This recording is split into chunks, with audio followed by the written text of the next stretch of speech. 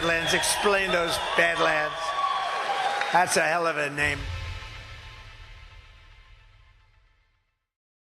It's widely known that the body's own immune system is a God-given first responder to help us deal with the smallest of concerns to the most catastrophic. Our friends at Pet Club 24/7 have developed natural products that contain the most potent strain of mushroom that's been used for thousands of years to support the immune system. So visit the website today to discover how they're changing the way that pets and people are being treated for the better. Welcome, ladies and gentlemen, to another episode of the Conscious Strength Show here on Badlands. Today, Nate and I bring on Simon Esler, who some of you may be familiar with because I've had him on some podcasts before, and we've talked about these sorts of subjects, but bringing him on here to Badlands today to discuss how to build healthy, strong children, because Lord knows right now we need that more than ever in our culture, in our society. So, good morning, Simon. How you doing? I'm doing great. Thanks for having me on. Absolutely. And how you doing, Nate? Excellent, man. I'm stoked to do this show. Absolutely, because from what I understand, we are all parents. We are all fathers here. Yep. Absolutely. Yep. And that's why Simon knows this subject very in depth, because for the past few years he's been talking a lot about what it takes to build healthy kids and to be good fathers as well. So Simon, excuse me, kick things off and just talk about sort of your general theory. We were just talking a minute ago about your pillars, your pillars of, go for it. I've really come to sort of stand up for and to fight for three pillars, which is family, innocence, and free thought. And I sort of came to this pretty naturally because I had the distinct advantage of having studied this war against, an elite class that's trying to establish a new world order, and, their forms of neo-communism they're using to attack the family. All of that, I was aware of before I started a family. So by the time I had kids, I had developed a pretty in-depth knowledge of the war on the family and all of the moving parts of it. And so, first of all, it was very clearly established to me that the war on the family was real in my own research. But then, of course, when I had a family, I really started to have direct experiences with this. And one of the first things that really stood out to me was this war on innocence, that there is this cultural indoctrination program. There's a form of ideological subversion playing out that really seeks to attack innocence in a couple of different ways. There's obviously traumatizing innocence, but really one of the main ways seems to be getting our culture en masse to become blind to innocence, so that we act as if it's not even really there, and that ends up producing a lot of the trauma. And then the third pillar, free thought, is really, I think, a key to being able to navigate the cognitive battlefield that we're living in and that we're raising children within. We have to really deeply understand free thought, what that really means and how to integrate it on the individual level. And so I think if we're defending free thought and we're defending the family and then we're defending innocence, to me, that's a pretty comprehensive approach that I think can respond to what I've seen as overt warfare targeting those three things specifically. Awesome, man. I want to dive deeper into each of those pillars. But quick question for the panel. Does everyone here have a son? Or do any of you guys have daughters? 2 sons. 1 daughter and 1 son. Okay, and I have 1 son. So I was just curious for the rest of this conversation what we're dealing with here. So innocence, how do you define innocence? Let's dive into that one. So over the years, I've come to understand innocence as the aspect, in terms of children, let's say, it's the aspect of the child that is deeply affected by the world while the child is unaware of both that aspect of themselves and the influences around them. Okay, so children have parts of themselves that are very open to conditioning, the conditioning of the world. So the part of us that is deeply affected by the conditioning of the world, we could say, is our innocence. And I think this is how it fits into parenting so neatly, is your job is to know your child well enough to see where they're vulnerable, right? Where they're deeply influenced by the world, but not aware enough yet to comprehend that influence. And you defend that. But that's unique in each child. And so I think innocence can be a very generic sort of catchphrase. But when we want to apply it to the individual child, I really think that's where it lands, is those parts of the child that are deeply influenced that the child isn't aware of. In terms of adults, because I do think there's something here to adults reviving or healing a connection with the aspect of themselves that is innocent. I think that does go back to some of the same things. What parts of you growing up were most easily influenced by the world around you, and how how did that affect you as an adult? Because if we can't, as adults, perceive of and be aware of our own innocence, that's part of what makes us blind to it in children. If we're so wounded and traumatized that we're out of touch with that, we can't even really see when it's being wounded in our children because of that. So that's the kind of dynamic that I've come to understand in terms of innocence within the family unit. Question for you. Do you think we can go overboard in protecting the innocence of our children? Because, at least in my opinion, there's almost a balance that needs to be had. Of course, we don't want to harm that innocence too early, but at the same time, it's a crazy world out there, and you don't want to shelter your child in bubble wrap until, they're an adult, and then they're not exposed to at least the shallow aspects of how crazy the world is out there. So I don't know, do you think there's a balance, or how do you go about that? Yeah. So one of the reasons parents might go really far in that other direction, when they get to the what's described as this kind of helicopter parenting, right? Where they don't ever let the child go and take risks and struggle and fail and get hurt. I think a lot of that comes from externalizing our parental authority, right? Seeking parental theories, and all this parental knowledge out there, parental experts looking at, what the schools are saying and all this stuff. When parents don't stand firm in themselves as parents, as unique parents of unique children, and try to apply these outer systems, a lot of the times that's what ends up happening. So the way that we mitigate against being overprotective of the child is, again, to really deeply get to know their unique nature. So what is overprotective for one child may be perfectly correct for another child. And I've noticed this with my two sons. So they have completely different vulnerabilities. Now, when I look at the war on children that's ongoing, the ideological weapons, for example, gender ideology, this is targeting children in the way that they form their identities. Okay. Now, some children are going to be more influenced by that. I've noticed with my sons that my older son, as I've raised him, I've noticed that he's very firm in his identity.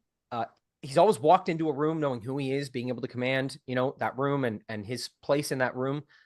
Whereas my younger son, he's much more open to the influence of his identity. He's much more open to some of those influences that I would identify as gender ideology. So protecting these two boys is completely different. It's unique. There are things that my one son can totally withstand, he'll be unfazed by, that my other son is threatened by.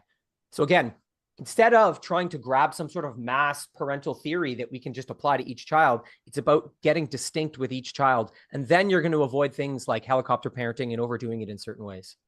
Yeah, so question for both you guys I want you to chime in on. In terms of me personally, I find that my son, I don't have to really be that protective with him. He's a little meek, and I kind of love that about him, is that he'll shield himself away from a lot of that social influence, and he won't get into all that stuff. So sometimes I need to kind of almost push him to be a little less innocent in certain ways so I can kind of expose him to the world. But one thing I do protect with him, of course, he's getting into video games. He plays a lot of Roblox and Minecraft and getting into those very popular video games a lot of youth are into these days. So I am very protective and secure with his devices. I think one issue these days is when parents buy their kids a tablet or a computer or a phone, and then they hand off that phone, they feel like it's overbearing to go through your child's phone. But if you're handing that over, if you're paying for it, handing that over as a gift, you have to let the kid know that, this is a privilege for you to have. So I am going to be going through this every so often, putting security parameters on it, going through the history and all of that. You need to understand that, there will be protections in place. So I'll go through his search history and all that just to make sure there's nothing weird on there, go through any messages on any of the apps to make sure, again, there's nothing weird going on there. But at the same time, I also play video games with him. I've created an account on Roblox, and sometimes I play Roblox with him just to make sure it's a little bit of fun, but just to make sure that again he's not getting sucked into anything weird there. So that's what I do. I don't know. What do you guys do in terms with your children to protect innocence? Yeah. You want to go first, Nate? Sure. I think yeah, so this has been like kind of a big part. I think that what you're addressing, Jordan, is huge because every parent is running into this. Technology is abundant, we can't avoid it. I wish my parents would have been more involved when I got sucked into the world of the internet Me because too. it probably would have protected me from a lot of stuff. Yeah, So, me too. Yep. yeah. Yep. Personally, what we've done with our kids is my mom got them uh, tablets, and we put time limits and all that stuff on both of them. And I think kind of something that you were pointing to, Simon, is like I really liked how you were saying like each child has their own individual vulnerabilities, and kind of like my takeaway from that is, it's really just taking the time to get to know your child. So if you can create like that bond, there's like a level of trust that you can also create with them, and they'll like my whole thing with my kids has always been honesty. Just be honest, and there's no judgment, just guidance. And so, we set time limits, like you were saying, Jordan, go through history, make sure that they're not looking up anything funky or being exposed to anything. But even with all that, like we know that they're going to be exposed to stuff that we don't want them to see or to be a part of. That's just a part of our world. And so like there's like I feel like there's like a core, and I think that's that innocence that you're talking about, Simon, that we have to help them build their own walls to protect from that. So Yeah.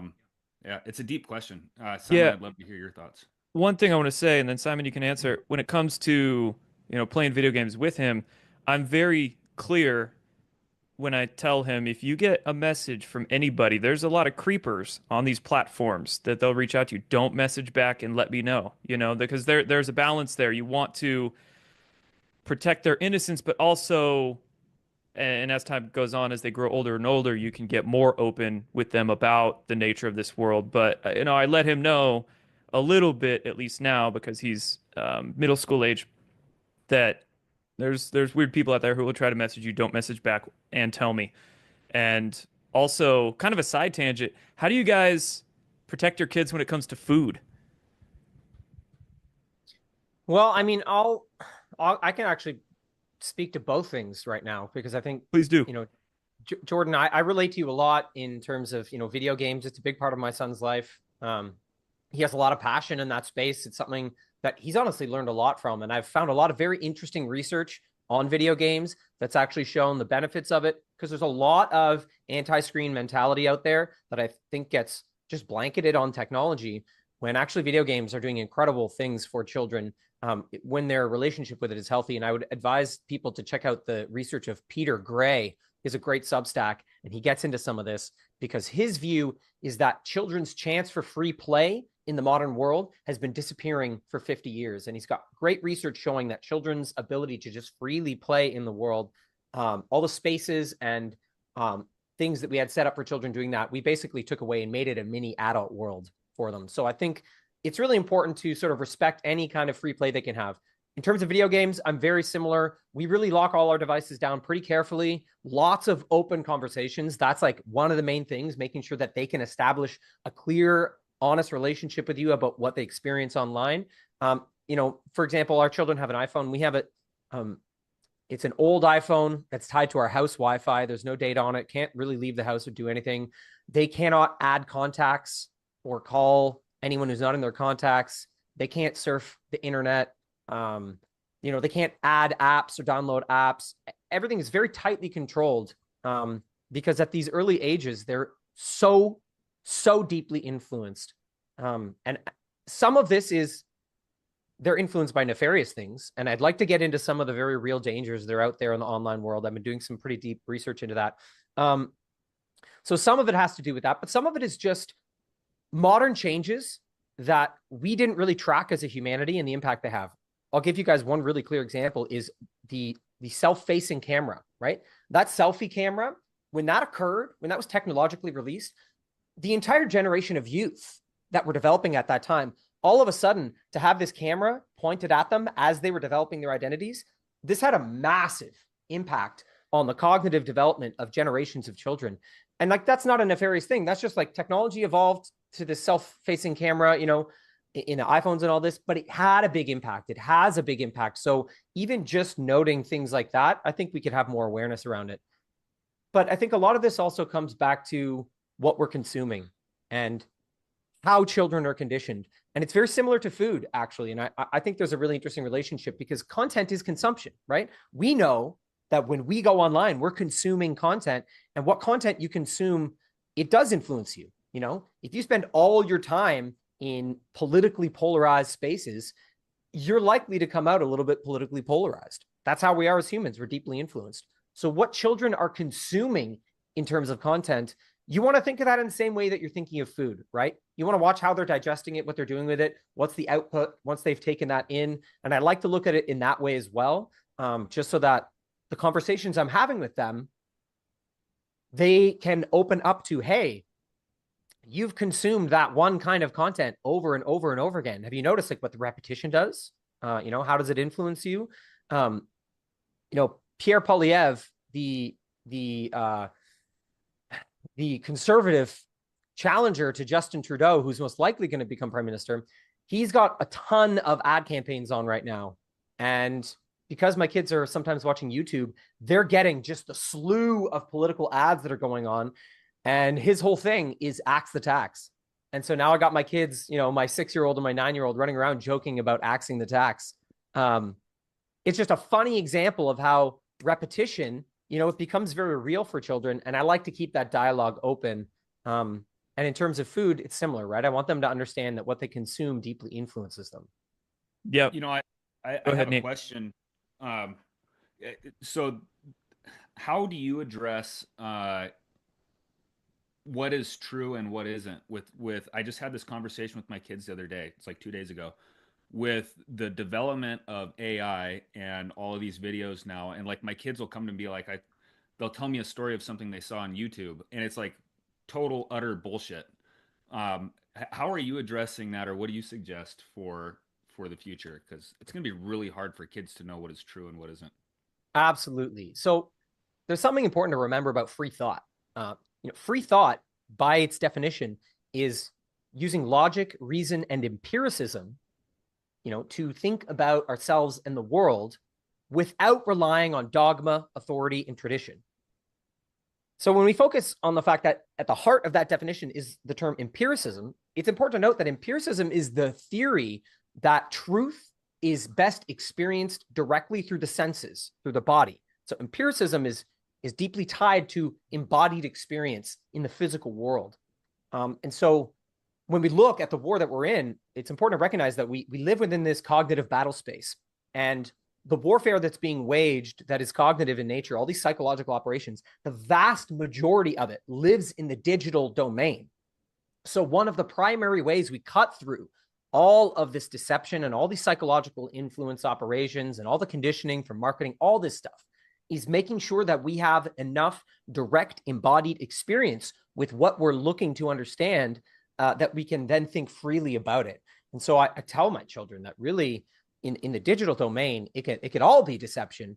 And, you know, one of the things you want to make sure is that you have a grounded direct experience with something. And if you don't have embodied experience with something, hold it lightly. You know, I think that's a really important rule for children and adults alike. Free thought is rooted in empiricism. And if we're in a war where the majority of the influence is digital, then the physical domain itself and becoming grounded in that and your relationships, you're going to automatically think more freely. And then you're going to have the capacity to navigate the digital domain with a lot more clarity and a lot more freedom of thought. Something you said, Simon, that I think is important is the repetition of it. Even as adults, you've got to repeat things to be able to get it to stick in people's minds, and even more so with kids. So a lot of times we tell our kids certain things once or twice and we expect them to remember what we said or expect it to stick. But really, you have to be patient and say these things over and over and over again to start to have that seed planted in their brain, and then really start to see sort of actionable results from it. In terms of food, you know, I tell my kiddo over and over and over again that this might not to be so good. This is good. Got to remind him to take his vitamins or take his supplements day in and day out. And that's okay. If you're repeating to a point where it's months and months down the line and you've done it hundreds of times, okay, maybe some other interventions might need to be involved. But that repetition is important there. And in terms of, kind of getting into the free thought aspect of it, one of your pillars you mentioned earlier, we're kind of delving into that conversation here. I try to, and it comes back to sort of protecting that innocence, but not too much.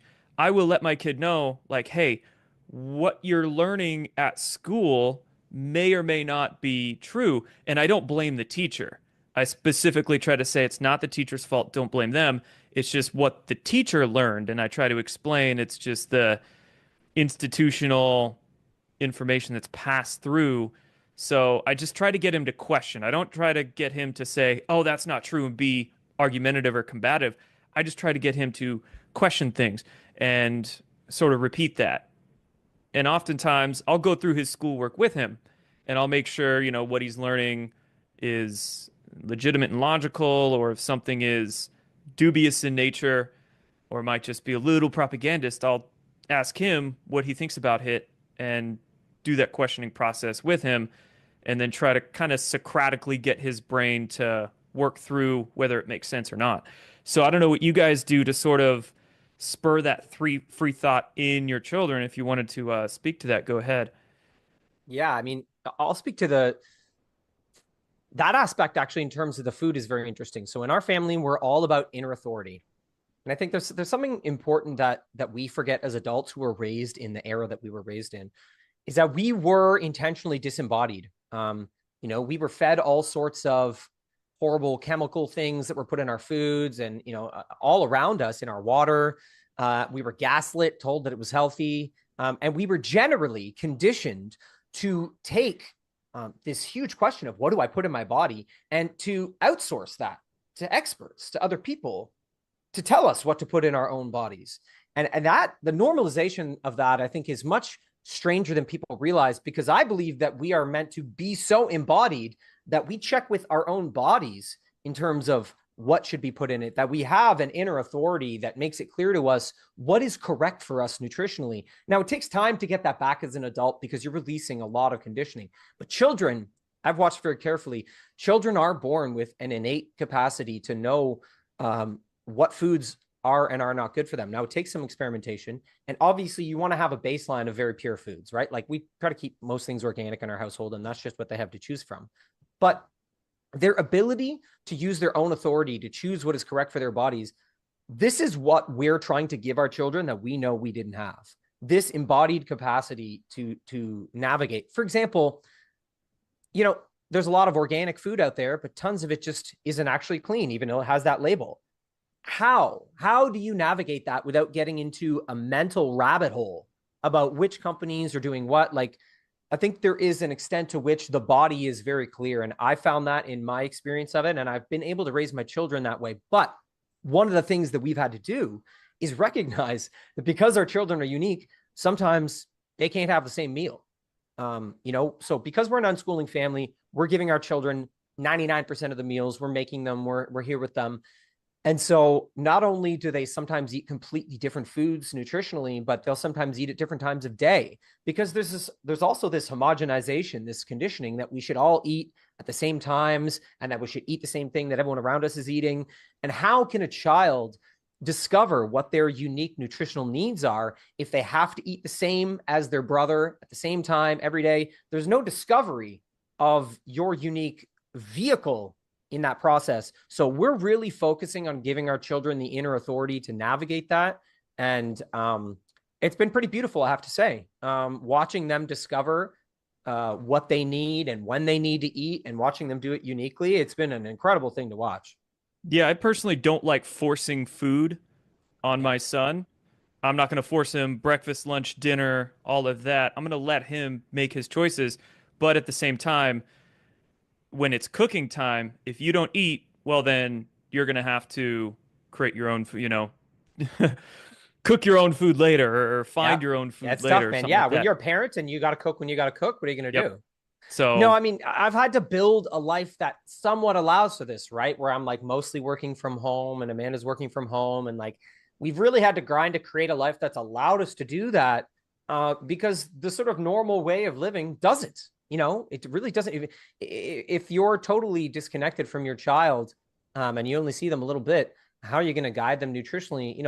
And that's no fault of anyone's in the sense that it's just a very large norm that takes a long time to pull the collective away from.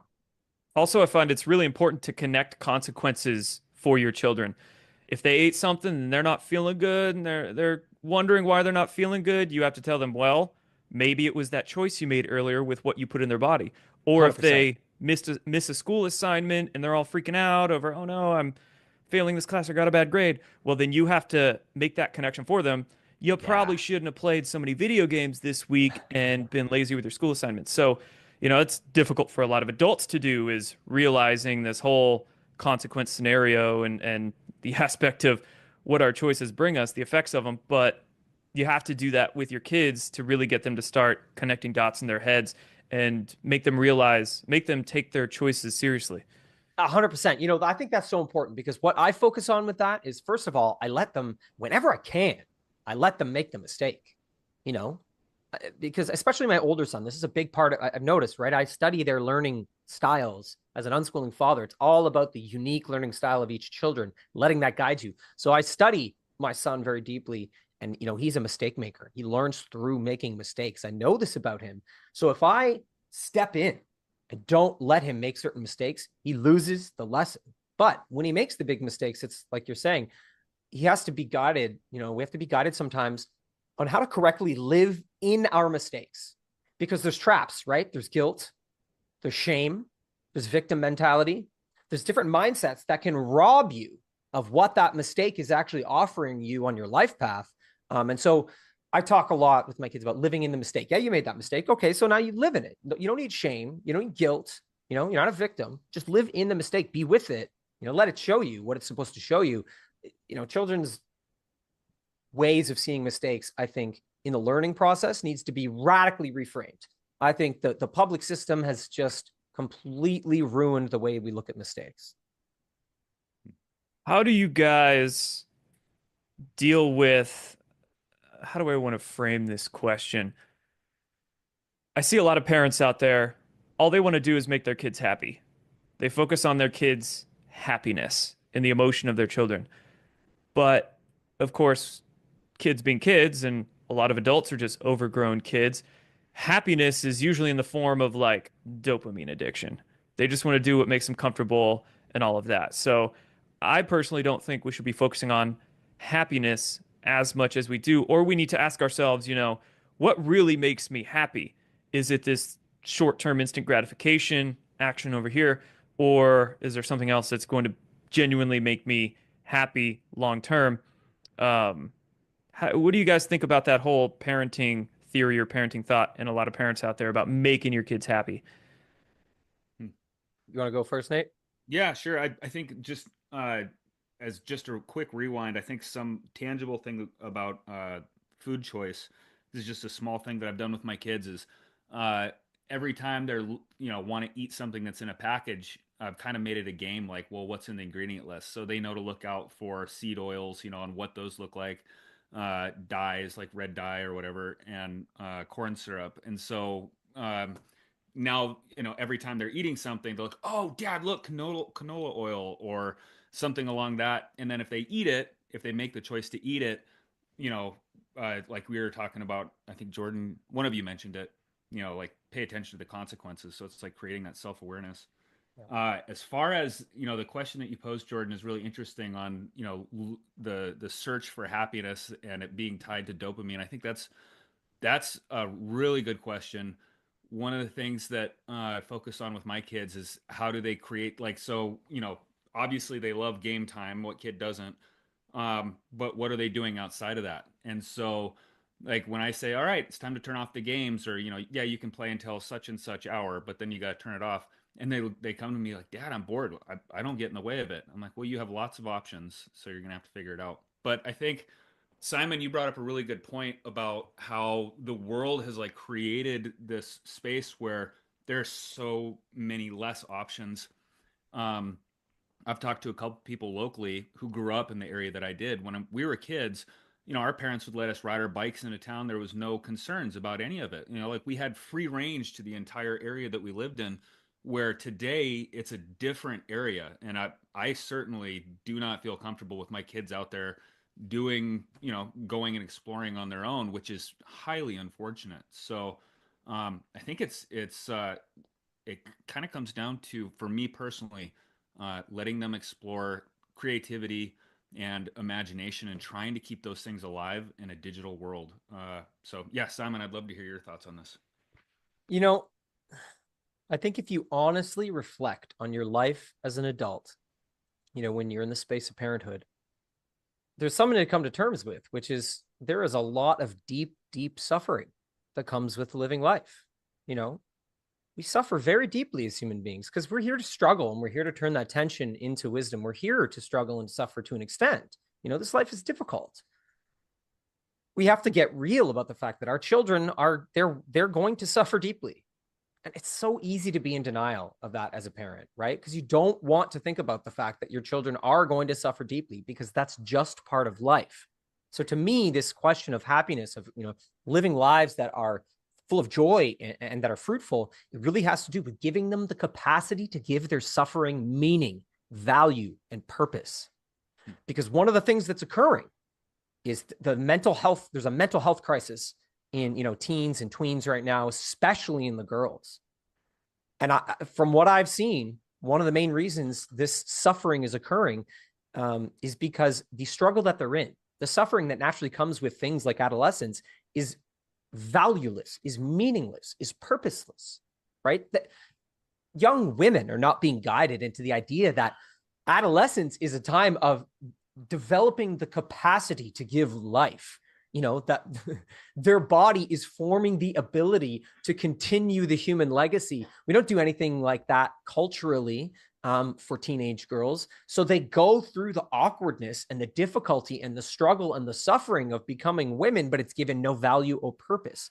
So to me, if children are given the capacity to give their struggle and their suffering meaning, they're going to be happier individuals, because then their joy is coming from their suffering, as well as the parts of their lives that are easier and genuinely light because they've built a good life for themselves. So that's the real focus to me in terms of letting my children walk a path that's going to lead them to being, happier beings. That is incredibly powerful there, Simon. And Nate, you said something earlier about your kid coming up to you and saying, "I'm bored." Yeah. Let him be bored. Yep. I think we as parents are so obsessed with trying to find distractions and things for our kids to do and all of that, but let them be bored. Sorry, kiddo, figure it out for yourself. Go find something to do. Make your own choices, be your own person. I can't be here tying your shoes and babying you for the rest of your life. So I think there's power in just letting your kids be bored and letting them find something to do. Yeah. My first response when my kids say I'm bored is good. Yeah. Okay, Jocko. It's true. That's Jocko. It's Mad Jocko. Good. Cool, man. So our last pillar here I want to get into, we talked about innocence, free thought. So family. Simon, I know you have a lot to say on this subject. I don't even know where to begin with a prompt question, but go.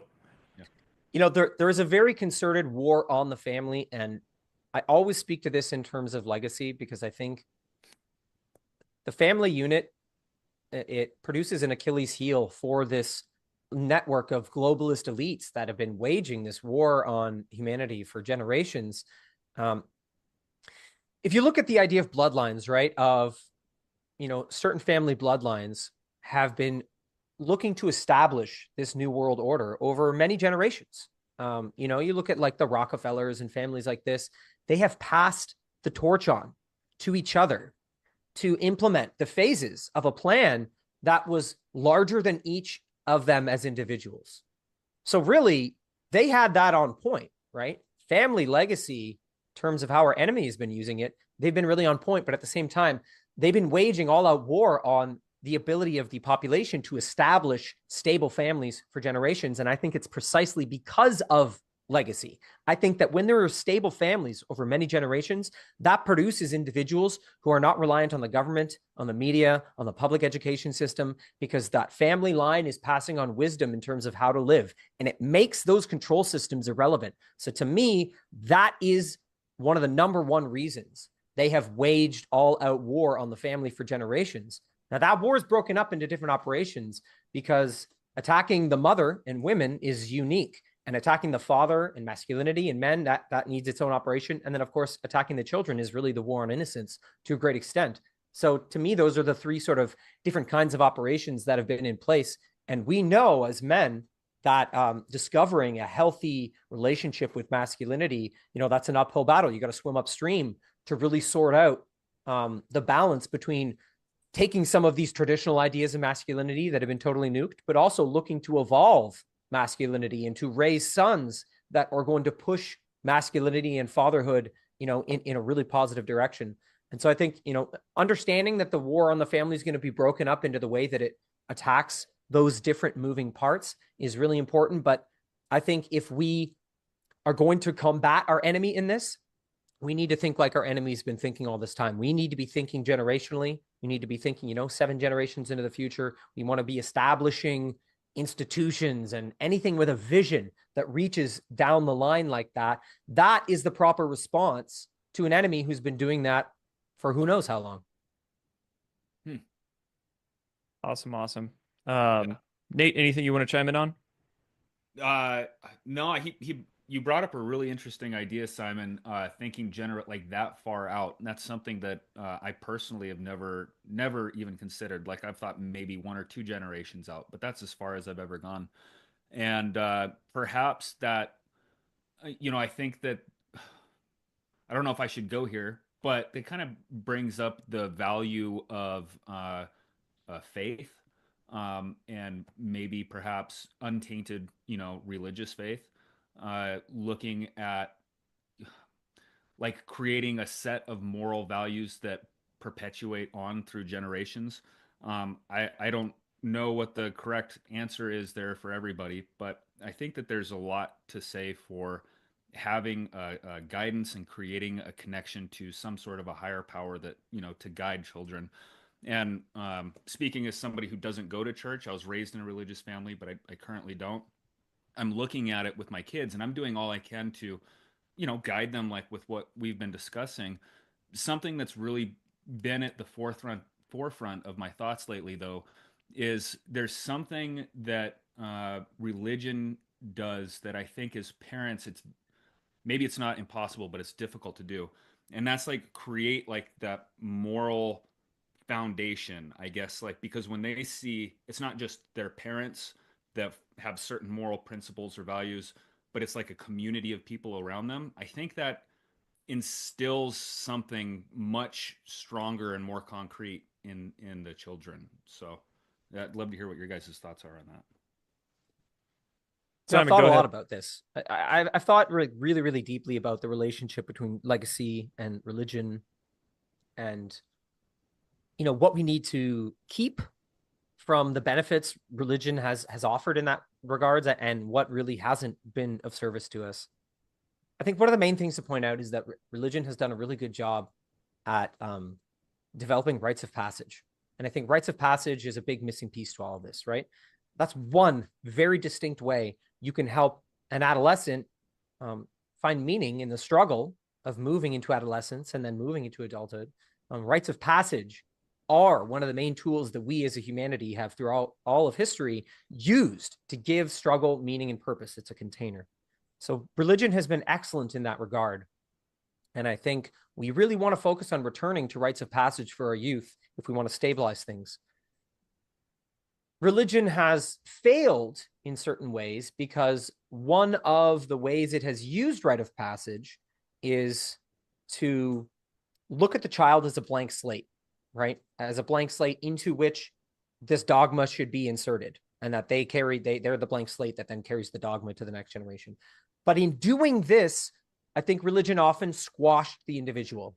It squashed that unique child because there was this desire to perpetuate these important morals. there's an imperative there that is understandable. But I think often, because religion deals a lot with groupthink and tribalism and collectivism to an extent, it did squash the unique child. So I think this is the precipice that we're on. We want to get back to some of these beautiful rites of passage and the awareness of, what is right, for us as we travel through a world that is deeply corrupt. But I think we want to balance that with, again, comes back to what I've been talking about since the beginning, is seeing the unique child for who they are. So what does a rite of passage look for that child? You can't just copy paste the same religious stuff onto each kid. To me, that's just not going to work. That's the old way. But I think there are some things to be maintained from that. I have a project called Legacy Keepers, and it's focused on this. It's focused on how parents can develop unique rites of passage for their children that actually are born of who that child is, right? When you see, looking at your child through the lens of the hero's journey is a big part of what I talk about in Legacy Keepers. And when you see what your child's unique hero's journey is, right, you notice they've had specific struggles since the moment they were born, right? You really notice it. Like, you see those parts of your kid that were there from the day they were born, those little aspects of their personality that have never budged. So you do get a sense as a father, when you're close with your child over all these years, what their hero's journey is. So because you have the opportunity to do that, I believe that's a chance to build really unique, meaningful rites of passage for your unique child, to give that meaning to their suffering and their struggle. Awesome. Hey, we're kind of towards the end here, but there's one last question I wanted to ask you guys, because I know it's in regards to the sort of the family pillar we were talking about, because I know it's going to apply to some out there listening to this, and more in our modern world than it used to. But in terms of broken families where the mother and father are separated, it might be a very amicable separation and it's fine, or it might be filled with drama and disconnect. But what can we do to still build strong, healthy children if the mother and father are separated? I looked at this really closely I have a docuseries called Superorganism. It's a 6-part docuseries that looks at the war in the family, and it breaks it down in a lot of the ways we've been talking about. I think long-term, one of the main ways to just deal with that reality, you're not everyone's going to be in this exact nuclear family. One of the ways is to, utilize cultural ideals correctly. The ideal of the sort of healthy, functioning nuclear family, to me, that an ideal should be used more as a compass to guide us as a civilization, not as a system of judgment and exclusion, not as an ideal of perfection that is then used to put people down. I think an ideal is nothing but a compass. So orienting ourselves correctly around ideals is number one, because, the far left in North America and across the world, they've done a good job at making ideals seem like these really dangerous things that are systems of exclusion and judgment and oppression.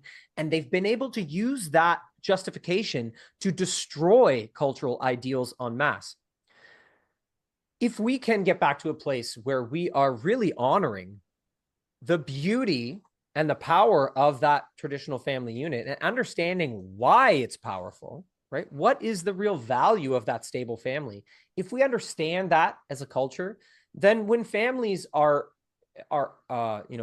families develop as variations of that, we still have that compass of, how can you balance that out?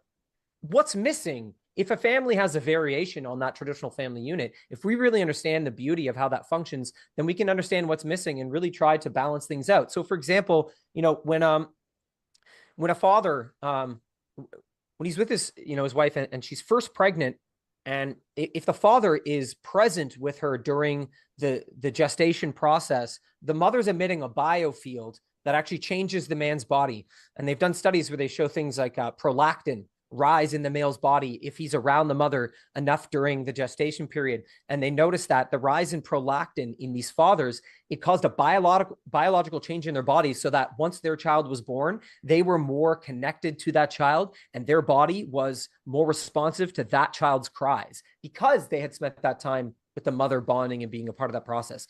That's one example that I found in my research that shows that there's all sorts of really beautiful mechanisms occurring. And I think that if we understand those mechanisms and we celebrate them in culture, then when there are variations of the family unit outside of that, we'll understand as a society much better how to support and guide each variation towards that cultural ideal. Cool. I would say, just as somebody, I wasn't part of a broken a little bit, but from what I've seen, as far as the success stories is, it seems like there was an old lady that I met, and she was talking about when she was raising her kids and the relationships that she had, and this doesn't always work out, but when there's a good relationship between the exes, and focusing on the child, I think, and we it's so easy for us to get caught up in the parental or the adult problems that sometimes the child gets kind of like left in the dust and just kind of drug along. And a buddy of mine is a stepfather, and he has done a phenomenal job. I really respect his efforts in trying to establish a relationship with his stepchild's father, and then also focusing on trying to be the best stepfather that he can. And I think, one of the things that makes it so powerful is he's really focused on what's best for the child and not what his personal, feelings or desires are. And that it hasn't always been easy. I've watched him go through a lot of struggle because of that. But for the child, absolutely life-changing. I mean, absolutely life-changing to see that. And it's not always easy. I don't have all the answers, but I think that plays a really big role. I just want to speak for a moment to this because I think I'm the only one on the panel here who is not with the mother of my child. Yeah. But to what you just said, Nate, we there's no drama between us. We work great together. We have for years, and just focusing on the health and well-being of the child, that's really what it's all about. And you have to drop any resentment and any of that drama. Years and years ago, about a decade ago, we were together for the first year or two of his life, and then we separated, and it was very bad. It was very bad for a couple of years there. But about 5, 6 years ago, we finally, I guess, kind of grew up and matured and realized like this is just ridiculous. We need to focus on the child, and it's been great. We work really well together. And a lot of people, when they see sort of broken families like that, they think the child's just going to turn out terrible and they're not going to have all the tools they need to succeed and all this sort of stuff. But I find that there can be growth that occurs from a family with a separated mother and father that might not be had in a child with mother and father that are together. So for instance, my son, he is so, how do I want to describe this? He's so chill about everything. Like if he needs to leave dad's house or if he needs to leave mom's house or something like that, he has learned non-attachment better, I guess we could say. And he doesn't cry when he goes between our homes or anything like that. There's words escaping me here how I want to describe this, but he's learned how to be just a lot more, I guess, malleable and free flowing in a certain way that I don't know if he would have gotten if we had stayed together. And sometimes the mother and father staying together with so much drama and resentment that they would have being forced to stay together just for the child. Sometimes it might be better for the mother and father to separate and break sort of that resentment that they would have by being forced to be together for the child. So I think culturally there's this idea that, well, if you guys separate, then, you're going to be terrible people. But in certain situations, it might be better to separate, and it will create a stronger, healthier child in the long run with that separation and letting that resentment go that would still be there if they were forced to be together for the kid, right? So, there's something really beautiful about what you're saying, though, man, because honestly, it's like an example of what I was talking about earlier. Your child has this unique struggle, right? And you can see it's been given meaning, it's been given purpose, right? He's developed this resiliency, this capacity to operate independently. It's a perfect example of that, of like our kids are going to struggle and suffer. So whatever, that's fine. But you raise them to give that meaning and purpose, and it just becomes a means of growth rather than, like you're saying, these cultural ideas that, the child is going to suffer deeply, or that automatically this child is not going to be, supported or nourished, which is nonsense. So I just think what you're sharing is a great example of that. It's exactly what we want to do, regardless of what your child's struggle is. Help them use it. That's what we're here for. And there's a lot of minor details, of course, to work out, making sure the same boundaries are applied in both households, and ideally the same sort of diets and all that sort of stuff. But, at the end of the day, there's, I think, definite ways to make healthy, strong children in sort of broken households. And I hate to use the word broken because that sort of insinuates that everybody hates each other and it's not going to work out and all sort of stuff, but just households where the mother and father are separated. So I don't know. It's in our modern day, it's applying to a lot more people, whether they are a mother or a father in a broken household or are a child as a result of one, that I've thought it would be fruitful here to talk about for a minute and maybe share some experiences with. So yeah. Yeah, it's super important, because if there's Mhm. been this war on the family, well, of course, there's going to be lots of families that have been impacted by that. So we have to balance getting back to a stable ideal with the fallout of what's been going on for generations. Mm-hmm. Yeah, yeah. I think So yeah, no, there's now like I live like half a mile down the road from his mom, and it's all great. And he can just walk between our places. So there's I guess you can make positive things out of a so-called negative situation. So Yeah. There's like a focus in I think kind of like the woke mentality where it's just like focus on the victimhood, what's wrong, and then build upon that, and like they building an identity. And there's a concept where people focus on like post-traumatic disorders, but there's a whole flip side to that, and there's the post-traumatic growth. And children, human beings especially, we are extremely adaptable and much stronger than I think society gives us credit for and wants us to know. So I yeah, think that's shoot, I think I have more PTSD from it than my son does, because I'm always sitting here thinking to myself, man, what mistakes did I make? Did I make any mistakes? How could I be a better father? Am I failing him by separating from his mom years ago? I mean, it was kind of a mutual thing, but so but he's you just said it perfectly there, Nate. Post-traumatic growth. yeah. That's a beautiful way to sort of reframe it. People Yeah. think PTSD, going through a traumatic or stressful situation, is such a bad thing, but as you were saying, Simon, struggles, as long as you give them meaning and purpose, Yeah. then you learn from them, and the struggles are actually good. So, Yeah. any It's final really thoughts you beautiful. guys have before we finish up here? Um,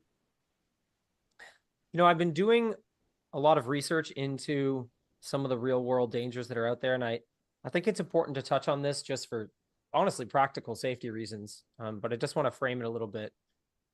So there's an idea that, we are up against essentially a group of satanic pedophiles. Okay. This is a very To put it popular lightly. idea, right? To put it lightly, but it's important to point out here, right? Because we have Yeah. a lot of people, especially in this audience, who are really focused on exposing that, and who see, certain public figures as big enemies, and that's a big danger. But I think there's this concept of the 30-meter target.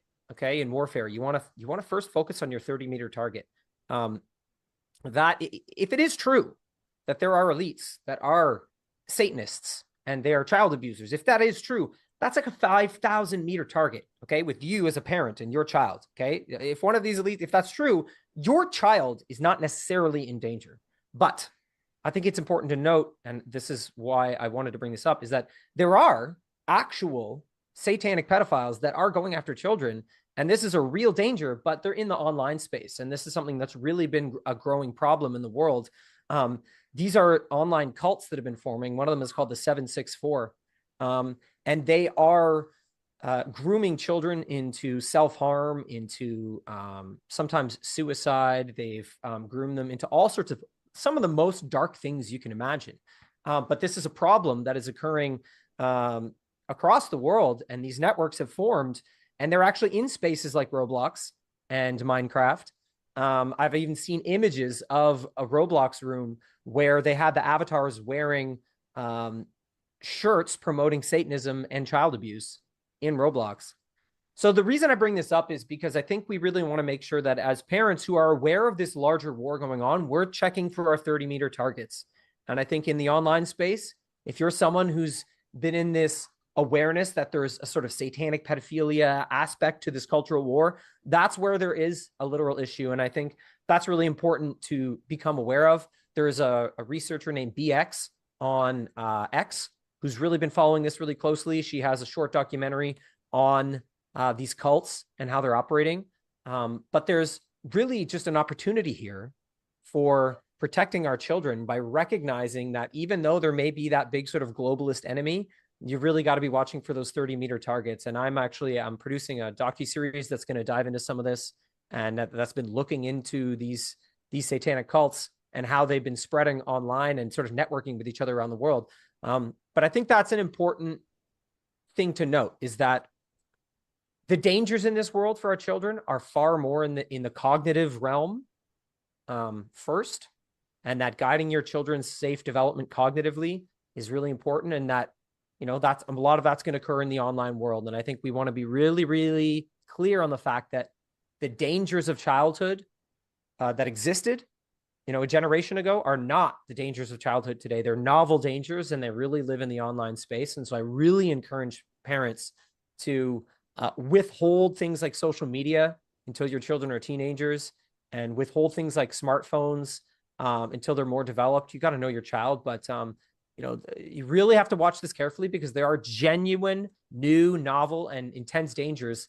And I just really thought that for the people that, I'm speaking to right now, the idea that there are actual satanic pedophiles out there, but it's not really the immediate danger that we think, I think that's important to point out. Awesome, man. Awesome. Where are the best places for people to go to follow you and find your work? What platforms are you most on? I'm most active on X and Instagram. You can check out my website, simonesler.com, which has got access to, my documentary content, and Legacy Keepers Project. And I'll send you guys a link. People can sign up for my email list, because I've got a lot of upcoming workshops for parents on navigating the cognitive battlefield as a parent, guiding your child in that cognitive battle space. A lot of unschooling tools and projects upcoming. So definitely join my email list and check out my website to see what resonates to help you protect your family and your child's innocence, and to cultivate free thought. Awesome, man. Wonderful conversation. There's a lot we didn't get into that I wanted to, so would love to bring you back on in the future, Simon. Absolutely. Love to. Awesome. Thanks, guys. Now is the perfect time to secure your home and your loved ones. Get a free ADT smart home security system valued at $850 from ADT authorized provider Safe Streets. Plus, get a Google Nest doorbell camera at no cost and a $100 Visa gift card from Safe Streets, the most trusted name in home security, with more than 106,000 4.9-star Trustpilot reviews. Visit getsafestreets.com/badlands or call 925-529-6541. That's 925-529-6541 to speak to a representative today. $99 customer installation charge and purchase of new monitoring service required. For their termination fee apply. Thank you so much for joining us, and don't forget to hit the thumbs up on this video. And a special thank you to all of our advertising partners. Please remember to shift your dollars to support those businesses that support Badlands Media.